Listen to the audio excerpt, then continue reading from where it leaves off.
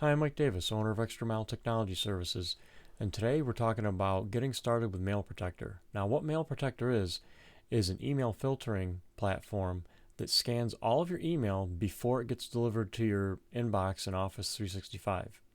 It scans it for viruses and phishing scams and all the things that the spammers and scammers try to use to get you to open up their message and potentially install some software on your computer that you don't want, or steal your password, or whatever.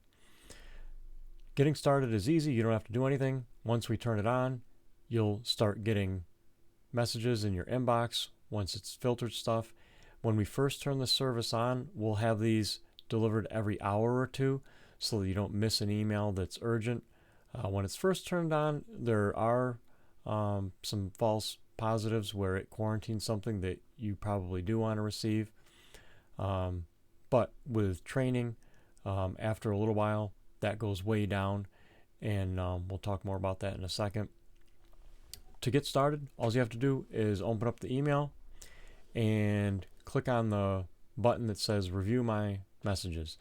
That'll launch a web browser, and in the web browser, it'll display all the emails that came in since the last time you clicked the message to view your messages. Okay?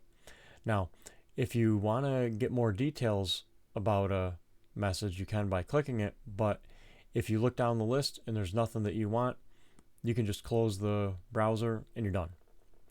If you do click on a message to see more information about it, and you do want to deliver it, just click the deliver button in the top right hand, and it will deliver the message and then ask you, do you want to deliver all these future messages from this sender to your inbox? If you hit yes, it whitelists that address and you won't have to approve it again.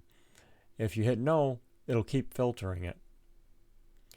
Now, you can hit the block sender right next to each message, and what that'll do is any messages in the future will get blocked from that address.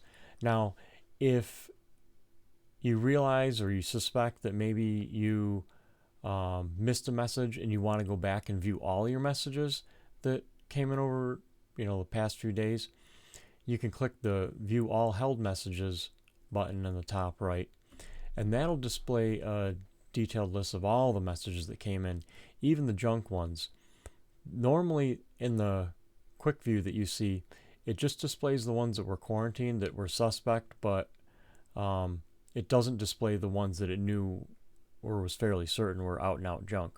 Okay, but if you want to check some of those out, just click on the left, and it'll display more information on the right, and it blocks all the images and stuff so that any sites that are using those tracking images and that kind of thing to see if you're viewing and opening up email messages, it blocks that. And just like on web pages, you can hover over the links in the message and then look down at the bottom left-hand corner of the browser and see the link that's really trying to go to. Now, this one, you can see it was obvious junk. The name and the email address don't make any sense. It says it's from Principal Financial, and the email address is webrequest at rice.edu. Like, that doesn't make any sense.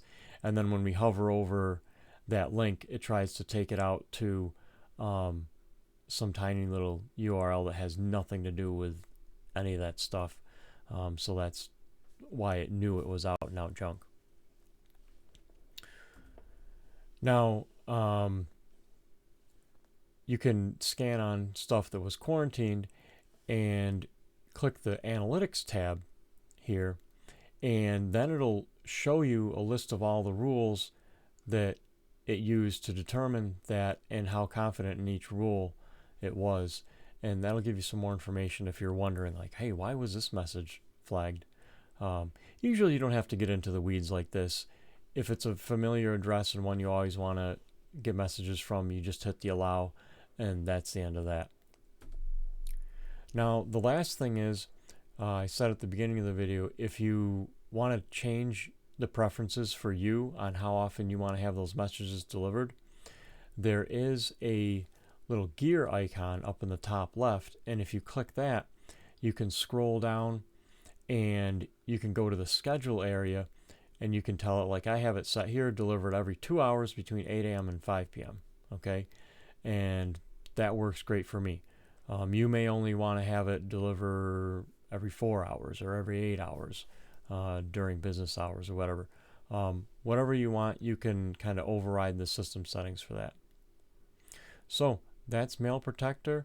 If you have any questions, feel free to reach out to Extra Mile and we'll help you. Thank you.